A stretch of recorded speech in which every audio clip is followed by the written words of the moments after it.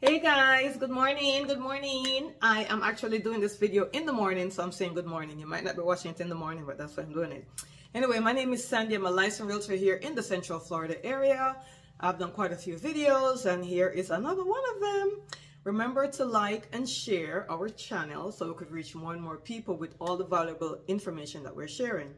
Today I want to do a video for you on when to lower your home listing price to cause it to sell.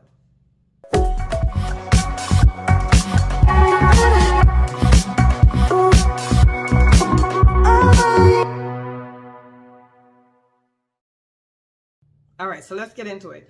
So we know we're in a market where homes are not selling as fast. We are possibly having a pending recession. We might be going into a recession. We don't know. There's a lot of different things in the political atmosphere. People are scared. Some people don't want to buy anything. They want to save all their money. Some people are on the buyers. Some buyers are on the sidelines waiting to see what happens to the market. So if you're in the market and you're selling your home and it's been on the market for a while and it's not selling, and your realtor at this point is probably telling you, hey, we need to reduce the price.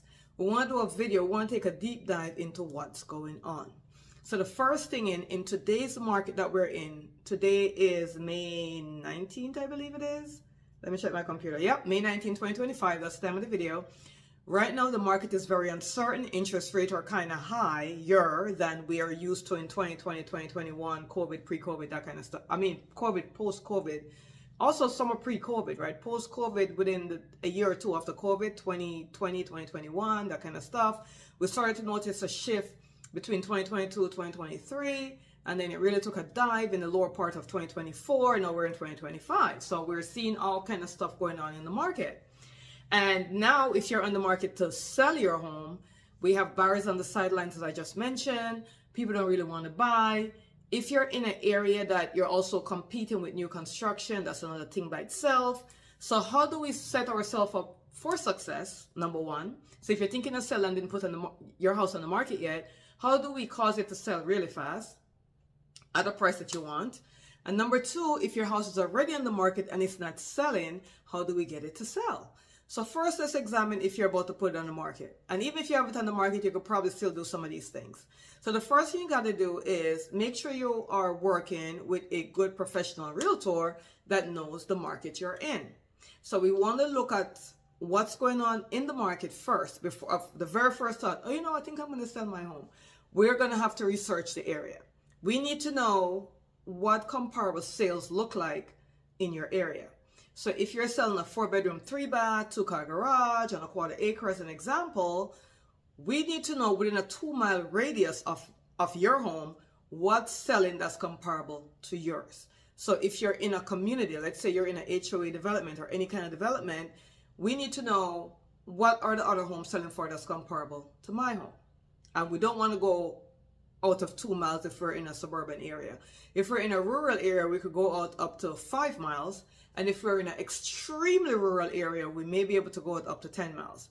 Why am I telling you this? Because that's what the appraiser are going to use when they go out to appraise their property. That's how they're going to do it.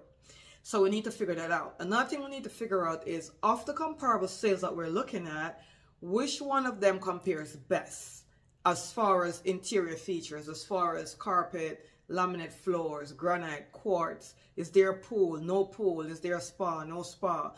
What are the age of the roof? What are the age of the appliances, right? So we have to take a deep dive into the comparables to see how they actually compare to your home. And then you have to also look at your home objectively. Does it have a newer roof? Does it have newer appliances? What does it have? Does it have a pool? Is the kitchen updated? Are the bathrooms updated? Because those are the things that tend to sell homes. If they're not updated and you're looking to sell, are you willing to improve these things? Or even if your home is already in the market, and you know the kitchen isn't that updated, the bathroom isn't that updated, I'm working on a tight budget, can I do something to spruce this up? Maybe paint the cabinets in the kitchen, I don't know. But these are things you gotta think about, right? And those are the first things.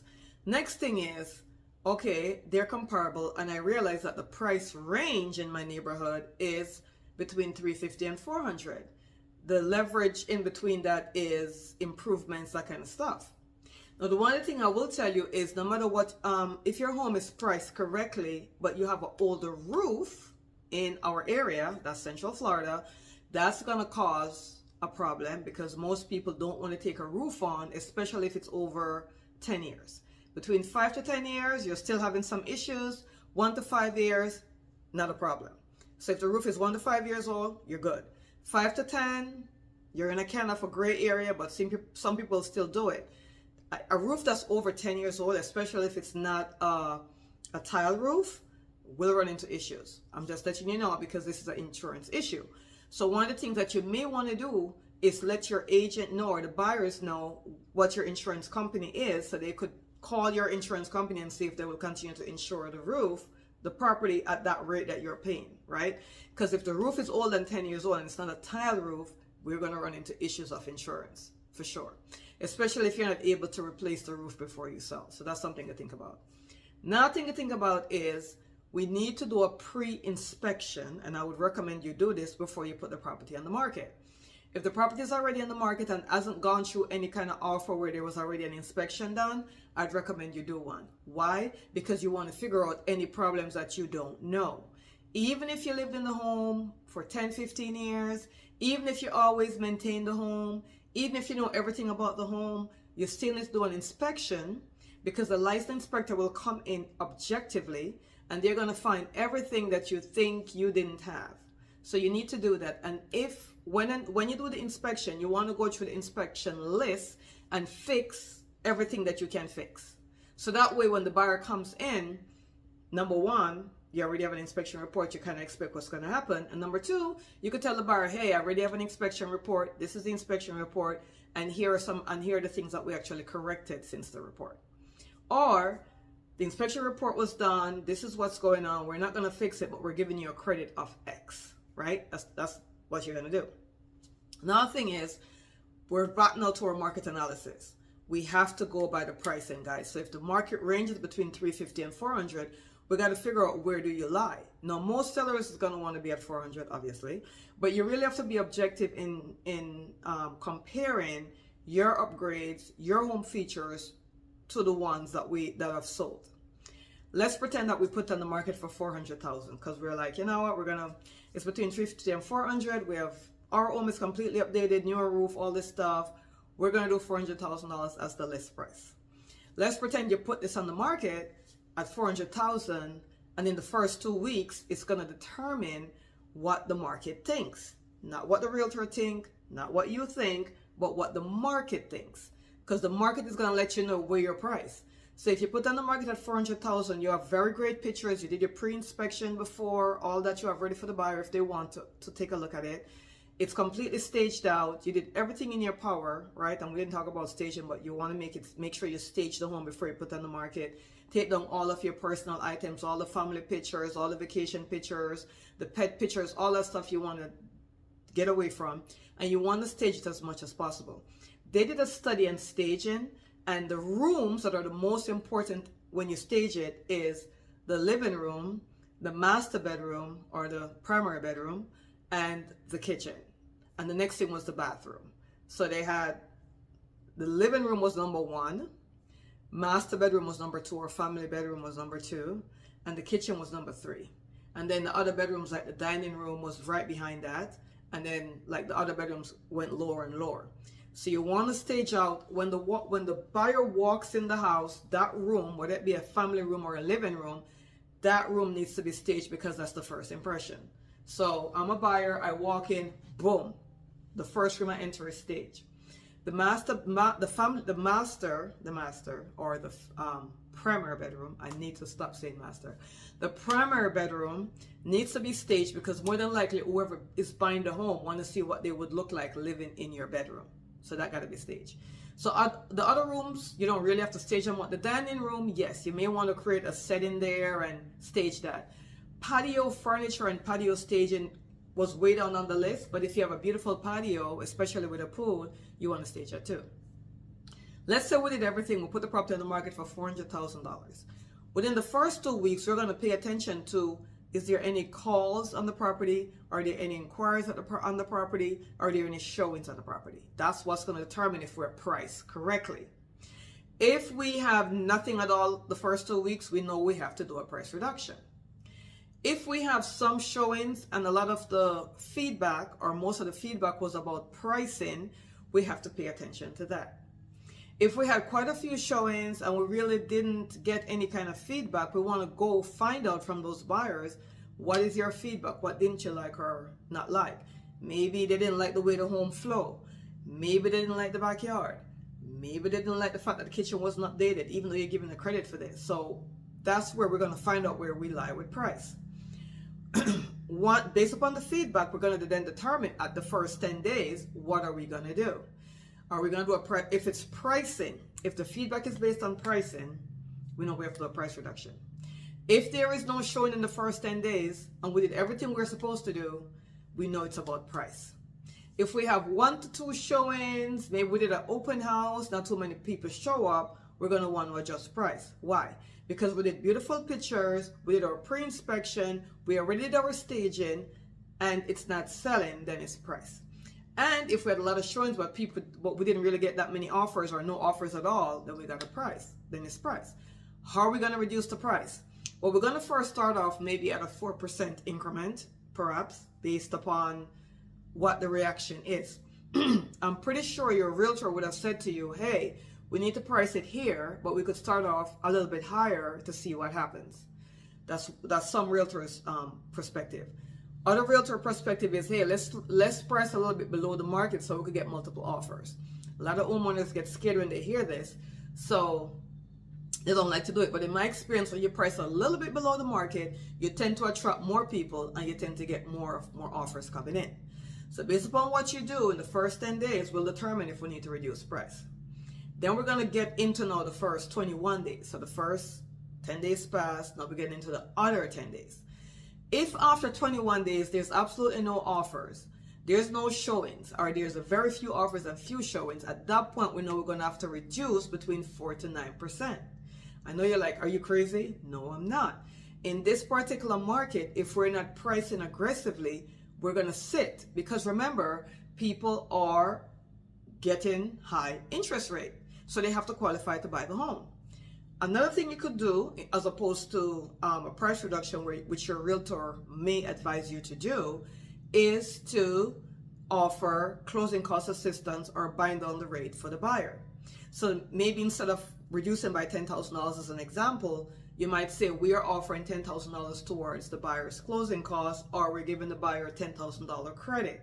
They could do whatever they want to do with that credit, right? But at the same time, even though you're offering that, you have to price right. So if you're priced $15,000 above the market and you're offering the buyer $10,000, that may or may not work. If you're priced at market value and you're offering the buyer $10,000 in closing cost assistance or for a credit, that might fly better. If you're priced a little bit below the market, let's say you're $10,000 below the average fair market value in your area, you're $10,000 under that, and you're offering the buyer a $10,000 credit, and I know it sounds scary, but what you're going to be doing is setting up yourself for success, right? Because the buyers already know, and the buyers' agents are telling their buyers, oh my gosh, this home is priced a little bit below market value, plus they're giving you $10,000 towards closing costs, we should go look at this home. What that's going to do, that's going to help your house to sell, because we're going to have multiple offers because you have such an attractive package. So in this market, we have to have an attractive package. We have to price at fair market value or a little bit below it. We have to do a pre-inspection to make sure we're taking care of everything. We have to stage the home. This is particularly true if you are in an area competing with new construction. And lastly, if you are competing with new construction, you want to offer a 2-year home warranty to the buyer. Why? Because the builder naturally gives them one. If they're going to buy new construction, they're going to have 1 year of workmanship warranty from the builder. So why not give them a 2-year home warranty? Beat the builder at their game. Hey, we're going to give you a 2-year home warranty. That means if anything breaks during the first 2 years of living in this home, any appliances, air conditioning system, plumbing, electrical, any of that stuff breaks, the insurance company will come out and they'll either fix it or replace it. There'll be a small deductible, some between $50 to $100, I believe, for most companies.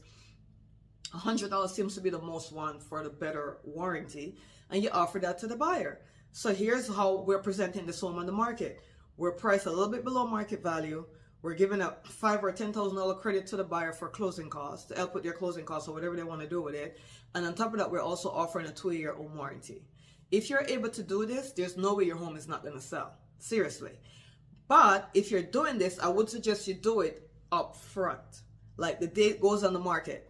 If it's already on the market and you're like, you know what, Sandy, it's been on the market for so long, it's not selling, then here's what you're going to do. You're going to price right, a little bit below fair market value. Everything else goes into play, the staging, all that great stuff, pre-inspection, all that stuff. You're going to offer a 2-year home warranty. You're going to offer $5,000 to $10,000 to the buyer for credit. This is a buyer's credit. The buyer could do whatever they want with it. Once you set yourself up that way, and you are indeed paying the buyer's agent, and that's a whole thing, there's a lawsuit, all this stuff. But if you're not going to pay the buyer's agent, less people are going to show your home. So you got to explain to your listing agent, hey, I am going to give you X amount of commission, and from that, if the buyer's agent is asking if I'm participating in paying their commission, I am, and you're going to offer them why, right? So your listing agent or your realtor already knows this. So you're offering the buyer's agent commission through your listing agent. You are pricing a little bit below market value. You are offering 2 years home warranty, and you're giving the buyer a credit. Now that's a setup for success. There's no way if you do all this, your home is not going to sell. Now, maybe you don't want to do all of it. Maybe you're like, you know what, Sandy, that's all fine and good, but I can't afford to do all of this. What's the most important one to do? The most important one to do is going to be make sure you're paying the buyer's agent, make sure you're priced right. Those two things go hand in hand. If you're priced right and you're not offering any kind of compensation to the buyer's agent, then guess what? They're not going to want to show your home. That's reality. I know a lot of buyer's agents are going to say, no, I would never do that. I would always show my buyers everything they want to see. They may show it to the buyer, but guess what they're telling the buyer? They're not going to be selling your home. They're going to show it to them, and then they might be showing them 4 other homes, and they're going to be promoting the ones who are actually paying them. That's fact, guys. It's reality. It's not fairy tale. So that's what you're going to do. Okay? I hope this helps. If you have any questions or anything like that, feel free to send us a text. My number should be somewhere above here or below. Send us a text, give us a call, send us an email, let me know. But if you are looking to sell your home and it's not selling, if it's on the market right now, you're going to need to reduce the price to market value or a little bit below market value. If it's already priced that way, then what else can we do? We could offer to give the buyer a credit towards their closing costs or whatever it is they need to do. If you were not offering buyer's compensation, buyer's agent compensation, maybe that's something for you to look into. If you weren't offering a home warranty, maybe you could offer a 2-year home warranty, especially if you're competing with new construction in your area. But guys, these things combined will help you. If you have an older roof, call your insurance company that is insuring the home right this minute and ask them if they were to sell the home, if the other buyer would be able to take it over at that rate. Have the buyer call your insurance company, because everybody's insured differently based upon how many other claims you had with other companies, all that great stuff. But find out if they'll take it over, because a lot of new insurance companies may not want to insure it because of the age of the roof. If you're able to repair the roof before you put it on the market. I know this was a lengthy video, but there's so much things to touch on, and I didn't even get to all of them. So if you have any questions, want to know more, give me a call, send me a text, number up here, and I will see you on the next video.